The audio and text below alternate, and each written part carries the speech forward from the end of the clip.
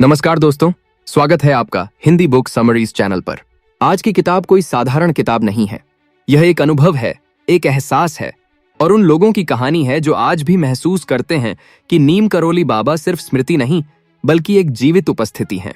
हम बात कर रहे हैं परवाती मार्कुस द्वारा लिखी गई किताब whisper in the heart, the ongoing presence of Neem Karoli Baba की। इस किताब में कोई उपदेश नहीं थोपे गए हैं, यहाँ बड़े बड़े चमत्कारों का शोर नहीं है। यह किताब बताती है कि कैसे महाराज जी आज भी लोगों के जीवन में बहुत शांति से, बहुत सादगी से और बिल्कुल सही समय पर मार्गदर्शन करते हैं। यह भक्तों के सच्चे अनुभवों, अंदर से आई हुई आवाजों और उन क्षणों की कहानी है जब इंसान को लगा कोई है जो बिना दिखे भी सब संभाल रहा है। इस वीडियो में हम इस किताब के अध्यायों को एक एक करके समझेंगे, बिल्कुल उसी भावना के साथ जिस भावना से यह किताब लिखी गई है, सम्मान, सच्चाई और भक्ति के साथ। तो चलिए शुरू करते हैं विस्पर इन द हार्ट की यह यात्रा, जहां महाराज जी आज भी दिल के भीतर धीरे से फुसफुसाते हैं। चैप्टर 1, एक उपस्थिति जो कभी गई ही नहीं। इस किताब की शुरुआत किसी घटना से नहीं होती बल्कि एक एहसास से होती है। उस एहसास से कि नीम करोली बाबा शारीरिक रूप से भले ही न हों, लेकिन उनकी उपस्थिति आज भी जिंदा है।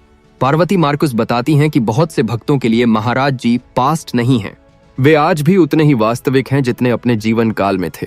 किताब का पहला अध्याय यही स्पष्ट करता है कि यह कोई जीवनी नहीं है, न ही किसी संत की तारीफ में लिखी गई कथा। यह उन लोगों की सच्ची कहानियां हैं जिन्होंने महाराज जी को अपने जीवन में मार्गदर्शक, सहारा और आंतरिक आवाज के रूप में महसूस किया। बहुत से भक्त बताते हैं कि महाराज जी कभी किसी सपने में आए, कभी किसी वाक्य के रूप में मन में उभरे और कभी किसी कठिन क्षण में अचानक भीतर से स्पष्टता आ गई, बिना यह समझे कि यह दिशा कहां से आई। पार्वती मार्कुस यह बात बड़े सादे शब्दों में रखती हैं। महाराज जी का तरीका कभी जोरदार नहीं रहा। वे चिल्लाकर नहीं सिखाते थे, वे डराकर मार्ग नहीं दिखाते थे। उनकी कृपा हमेशा बहुत शांत, बहुत व्यक्तिगत और बिल्कुल सही समय पर आती थी। इस अध्याय में एक बात बार बार सामने आती है कि महाराज जी की उपस्थिति बाहरी नहीं, भीतरी होती है। लोग बताते हैं कि जब वे पूरी तरह टूट चुके थे, जब कोई रास्ता नहीं दिख रहा था, तभी अंदर से एक शांति आई, एक भरोसा जगा और धीरे धीरे चीजें संभलती चली गईं। किताब यह दावा नहीं करती कि हर समस्या चमत्कार से हल हो जाती है, बल्कि यह दिखाती है कि महाराज जी इंसान को परिस्थिति बदलने से पहले अंदर से मजबूत बनाते हैं। पार्वती मार्कुस यह भी बताती हैं कि महाराज जी का प्रेम किसी एक धर्म, संस्कृति या पहचान तक सीमित नहीं था। जो भी सच्चे मन से पुकारता है, जो भी भीतर से जुड़ना चाहता है, वह उनसे जुड़ जाता है। पहला अध्याय यहीं पर एक बहुत गहरी बात छोड़ जाता है कि शायद ईश्वर, गुरु या कृपा हमेशा बाहर खोजने की चीज नहीं होती। कभी कभी वह दिल के भीतर धीरे से फुसफुसाती हुई हमसे बात करती है। और यहीं से इस किताब की असली यात्रा शुरू होती है। चैप्टर 2, जब भीतर से आवाज आती है। इस अध्याय में पार्वती मार्कुस एक बहुत सूक्ष्म लेकिन गहरी बात की ओर ध्यान ले जाती हैं कि महाराज जी ज्यादातर बाहर से नहीं, भीतर से मार्गदर्शन करते हैं। कई भक्तों का अनुभव है कि उन्हें कभी कोई स्पष्ट दर्शन नहीं हुआ, ना ही कोई असाधारण चमत्कार दिखाई दिया, लेकिन फिर भी उनके जीवन में ऐसे क्षण आए जब भीतर से एक आवाज उठी, शांत, स्पष्ट और भरोसे से भरी हुई। यह आवाज डराती नहीं थी, आदेश नहीं देती थी, बस धीरे से सही दिशा दिखा देती थी। कुछ लोग बताते हैं कि जब वे किसी कठिन निर्णय में फंसे थे, तभी मन में अचानक एक वाक्य उभरा। वह वाक्य साधारण था, लेकिन उसके बाद मन में शांति आ गई और भ्रम दूर हो गया। पार्वती मार्कुस यह साफ करती हैं कि यह आवाज कोई कल्पना नहीं थी, यह उस आंतरिक जुड़ाव का परिणाम थी जो महाराज जी से प्रेम और विश्वास के कारण बनता है। इस अध्याय में एक बात बहुत सुंदर तरीके से सामने आती है कि महाराज जी कभी इंसान की स्वतंत्रता नहीं छीनते। वे किसी को मजबूर नहीं करते, ना ही जीवन को नियंत्रित करते हैं।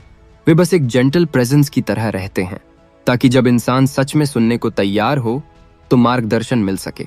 कई अनुभवों में यह भी बताया गया है कि यह अंदर की आवाज कभी कभी मन की इच्छाओं के विपरीत होती थी, लेकिन बाद में समझ आया कि वही सही था। इससे भक्तों का विश्वास और गहरा हुआ कि महाराज जी का प्रेम सिर्फ सुकून देने के लिए नहीं, बल्कि सही दिशा में ले जाने के लिए होता है।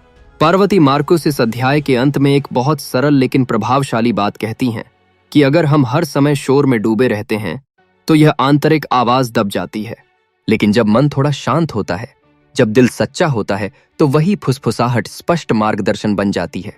और शायद यही वजह है कि इस किताब का नाम विस्पर इन द हार्ट रखा गया है। चैप्टर 3, कृपा हमेशा शोर नहीं मचाती।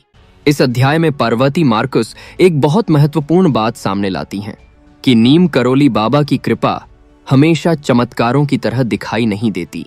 अक्सर वह बहुत साधारण घटनाओं के पीछे छिपी होती है। कई भक्तों को यह उम्मीद होती है कि गुरु की कृपा का मतलब कोई बड़ा संकेत, कोई अलौकिक अनुभव या कोई असाधारण घटना होगी। लेकिन महाराज जी का तरीका इससे बिल्कुल अलग था। किताब में कई ऐसे अनुभव साझा किए गए हैं जहां किसी की जिंदगी बिना किसी नाटकीय घटना के बदल गई। किसी को सही समय पर सही व्यक्ति मिल गया, किसी की नौकरी का रास्ता अचानक खुल गया, या किसी रिश्ते में ऐसी समझ आ गई जिसने वर्षों का तनाव खत्म कर दिया। बाद में जब पीछे मुड़कर देखा गया तो साफ महसूस हुआ यह सब यूं ही नहीं हुआ था। पार्वती मार्कुस बताती हैं कि महाराज जी की कृपा कभी इंसान को आश्चर्यचकित नहीं करती, बल्कि उसे संभालती है। वे जीवन को अचानक पलटते नहीं, वे उसे धीरे धीरे सही दिशा में मोड़ते हैं। इस अध्याय में एक भक्त का अनुभव बताया गया है कि जब वह बहुत निराश था और किसी से मदद मांगने की स्थिति में भी नहीं था, तभी जीवन में ऐसी परिस्थितियां बनी जिनसे उसे फिर से खड़ा होने का साहस मिला। किसी ने आकर यह नहीं कहा कि यह महाराज जी की कृपा है, लेकिन भीतर से एक गहरा भरोसा था कि कुछ तो है जो सब संभाल रहा है। इस अध्याय में यह बात बहुत स्पष्ट होती है कि कृपा का मतलब समस्याओं का खत्म होना नहीं, बल्कि उन्हें सहने की शक्ति मिलना है। महाराज जी अपने भक्तों को दुख से दूर नहीं रखते, बल्कि दुख के बीच अंदर से मजबूत बना देते हैं। पार्वती मार्कुस इस अध्याय के अंत में लिखती हैं कि जब हम हर चीज में केवल चमत्कार ढूंढते हैं तो हम कृपा के सबसे सुंदर रूप को देख ही नहीं पाते, क्योंकि सबसे गहरी कृपा अक्सर बिना शोर के आती है, जीवन को तोड़ने नहीं बल्कि चुपचाप जोड़ने के लिए। चैप्टर 4, जहां सीमाएं टूटने लगती हैं। इस अध्याय में पार्वती मार्कस यह दिखाती हैं कि नीम करोली बाबा लोगों को बदलने के लिए उन्हें कुछ नया बनने के लिए मजबूर नहीं करते थे, बल्कि जो वे पहले से थे उसे और गहरा कर देते थे। बहुत से भक्त यह मानते थे कि आध्यात्मिक रास्ता मतलब सब कुछ छोड़ देना या खुद को किसी ढांचे में बांध लेना, लेकिन महाराज जी का तरीका इससे अलग था। किताब में कई ऐसे अनुभव हैं जहां लोग अपनी सीमाओं में फंसे हुए थे, कभी डर की सीमा, कभी अपराध बोध की, तो कभी मैं ऐसा नहीं कर सकता वाली साके की। महाराज जी वहां कोई लंबा उपदेश नहीं देते थे, कभी एक वाक्य, कभी एक नजर और कभी सिर्फ मौन, और वही सीमाएं धीरे धीरे ढीली पड़ने लगती थीं। पार्वती मार्कुस बताती हैं कि महाराज जी इंसान को उसकी कमजोरियों से शर्मिंदा नहीं करते थे। वे कभी यह नहीं कहते थे कि तुम गलत हो या तुम अभी योग्य नहीं हो। उनकी उपस्थिति ही ऐसी होती थी कि इंसान खुद महसूस करने लगता था, मैं इससे बेहतर हो सकता हूं। और यही सबसे गहरा परिवर्तन था। इस अध्याय में एक अनुभव साझा किया गया है जहां एक व्यक्ति खुद को आध्यात्मिक जीवन के लायक नहीं मानता था। उसे लगता था कि उसके भीतर बहुत ज्यादा गड़बड़ी है, लेकिन महाराज जी के संपर्क में आने के बाद वह पहली बार खुद को स्वीकार कर पाया और उसी स्वीकार से उसकी यात्रा शुरू हुई।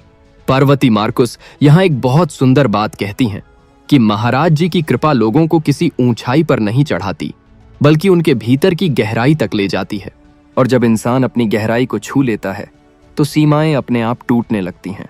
यह अध्याय यही एहसास छोड़ता है कि गुरु का काम इंसान को बदलना नहीं, बल्कि उसे उसकी असली क्षमता से मिलवाना होता है। चैप्टर 5, प्रेम और सेवा, सबसे सरल, सबसे गहरी शिक्षा। इस अध्याय में पार्वती मार्कुस यह स्पष्ट करती हैं कि नीम करोली बाबा की सारी शिक्षाओं का केंद्र प्रेम और सेवा था। न कोई कठिन साधना, न कोई जटिल नियम, बस दिल से प्रेम करना और जहां संभव हो सेवा करना। महाराज जी अक्सर कहते थे कि अगर इंसान सच में आध्यात्मिक बनना चाहता है तो उसे कहीं दूर जाने की जरूरत नहीं, उसका अभ्यास उसके रोजमर्रा के जीवन में ही है, लोगों के साथ उसके व्यवहार में। किताब में कई ऐसे अनुभव हैं जहां महाराज जी ने किसी को मंत्र नहीं दिया, कोई विशेष साधना नहीं सिखाई, बस यह कहा सेवा करो जी। और यह सेवा केवल आश्रमों तक सीमित नहीं थी, यह परिवार में, काम की जगह पर और साधारण इंसानी रिश्तों में निभाने की बात थी। पार्वती मार्कुस बताती हैं कि महाराज जी के लिए सेवा का अर्थ अपने आप को छोटा करना नहीं था, बल्कि अपने अहंकार को थोड़ा हल्का करना था। जब इंसान बिना किसी अपेक्षा के दूसरे की भलाई के लिए कुछ करता है तो उसके भीतर एक अलग ही शांति उतर आती है, और वही शांति आध्यात्मिक विकास की असली निशानी बन जाती है। इस अध्याय में यह भी सामने आता है कि महाराज जी का प्रेम किसी पात्रता पर आधारित नहीं था, वे यह नहीं देखते थे कि सामने वाला कितना धार्मिक है, कितना योग्य है या कितना सही है। उनके लिए हर इंसान प्रेम के योग्य था। पार्वती मार्कुस लिखती हैं कि महाराज जी का प्रेम कभी भारी शब्दों में नहीं आता था। वह बहुत शांत होता था, बहुत व्यक्तिगत होता था और अक्सर सेवा के छोटे छोटे कामों में खुद को प्रकट करता था।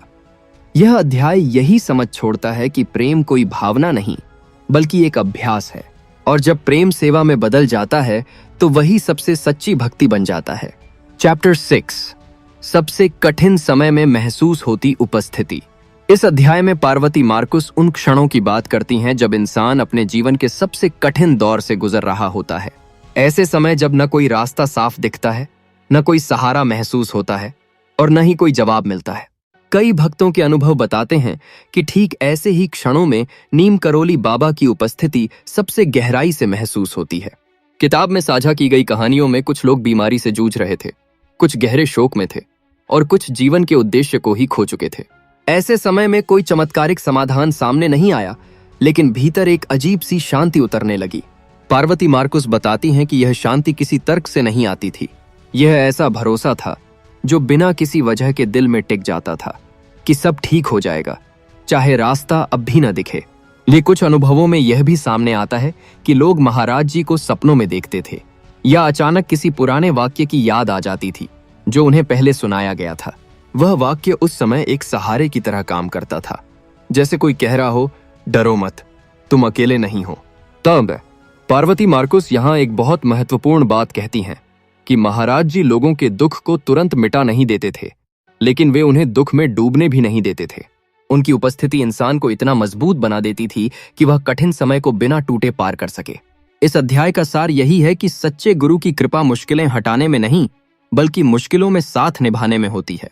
और शायद इसी वजह से इतने साल बाद भी लोग महाराज जी को सिर्फ याद नहीं करते बल्कि आज भी उन्हें अपने जीवन में महसूस करते हैं। चैप्टर 7, जो समय के साथ और गहरी होती जाती है। इस अंतिम अध्याय में पार्वती मार्कुस एक बहुत सुंदर और शांत निष्कर्ष तक पहुंचती हैं कि नीम करोली बाबा की उपस्थिति समय के साथ कम नहीं होती बल्कि और गहरी होती चली जाती है। किताब के कई अनुभव यह दिखाते हैं कि जैसे जैसे भक्त जीवन में आगे बढ़ते हैं, जिम्मेदारियां बढ़ती हैं, समझ परिपक्व होती है, वैसे वैसे महाराज जी का मार्गदर्शन और भी सूक्ष्म रूप में सामने आने लगता है। शुरुआत में यह उपस्थिति कभी कभी किसी कठिन परिस्थिति में महसूस होती है, लेकिन समय के साथ यह रोजमर्रा के जीवन का हिस्सा बन जाती है, निर्णयों में, व्यवहार में और लोगों के प्रति दृष्टि में। पार्वती मार्कुस बताती हैं कि बहुत से भक्त यह कहते हैं कि अब उन्हें किसी विशेष संकेत की जरूरत नहीं पड़ती, क्योंकि अंदर एक स्थिर भरोसा बन चुका होता है कि वे अकेले नहीं हैं। इस अध्याय में यह बात भी स्पष्ट होती है कि महाराज जी की कृपा लोगों को उनसे बांधकर नहीं रखती। वे किसी को आश्रित नहीं बनाते बल्कि इतना मजबूत कर देते हैं कि इंसान खुद जीवन को साहस और प्रेम के साथ जी सके। यही वजह है कि उनकी उपस्थिति किसी बाहरी चमत्कार पर निर्भर नहीं रहती बल्कि इंसान के स्वभाव में धीरे धीरे उतर जाती है। पार्वती मार्कुस यह भी लिखती हैं कि जैसे जैसे इंसान का जीवन प्रेम और सेवा की ओर झुकता है, वैसे वैसे महाराज जी की उपस्थिति और स्पष्ट हो जाती है। यह कोई आवाज नहीं होती, कोई दृश्य नहीं होता, बस एक गहरा एहसास होता है कि जो सही है वही किया जाना चाहिए। किताब का यह अंतिम अध्याय एक बहुत शांत लेकिन गहरी बात छोड़ जाता है कि शायद सच्चे गुरु कभी जाते ही नहीं। वे समय के साथ किसी स्मृति में नहीं बदलते बल्कि हमारे भीतर एक जीवित उपस्थिति बन जाते हैं, और जब इंसान उस उपस्थिति को पहचान लेता है तो फिर जीवन में कुछ भी साधारण नहीं रह जाता। विस्पर इन द हार्ट हमें यही याद दिलाती है कि नीम करोली बाबा आज भी दिल के भीतर मार्गदर्शन करते हैं, शांत, सादे और सही समय पर। अगर यह वीडियो आपको भीतर से अच्छा लगा हो तो इसे लाइक करें, शेयर करें और हिंदी बुक समरीज चैनल को सब्सक्राइब करना न भूलें। इस वीडियो की सारी जानकारी पुस्तक और उपलब्ध स्रोतों पर आधारित है। अगर कहीं कोई त्रुटि रह गई हो तो हम महाराज जी और आप सभी से श्रद्धापूर्वक क्षमा चाहते हैं।